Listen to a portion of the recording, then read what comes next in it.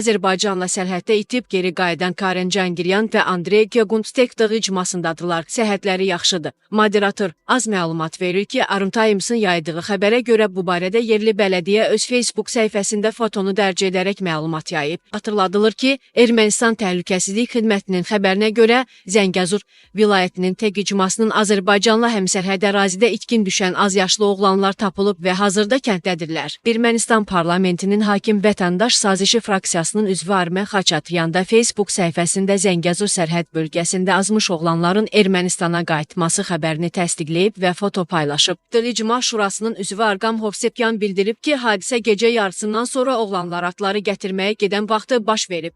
Hovsepyanın sözlərinə görə onlar yerindəcə azıblar və Azərbaycan ərazisinə düşüblər. Azərbaycan mövqeləri otlaqlardan bir neçə metr aralıdadır. Xatırladaq ki, Zəngəzur rayonunun Təq icmasının sakinləri 2007-ci il təvəllüdlü Karen Cangiryan və 2008-ci il təvəllüdlü Andrey Gegunt iyunun 6-dan keçən gecə saat 1:20 radələrində Arabuz kəndi ilə bitişik ərazidə azaraq Azərbaycan ərazisinə keçiblər. Bir müddət sonra azaraq Azərbaycan ərazisinə keçmiş iki yeniyetmə qarşı tərəfə təhvil verilib. Əlavə edək ki, tarixi Zəngəzur ərazisindəki Dığ və Hərəvuz kəndləri Laçın rayonunun Zabux və Malıbəy kəndləri yaxınlığında yerləşir.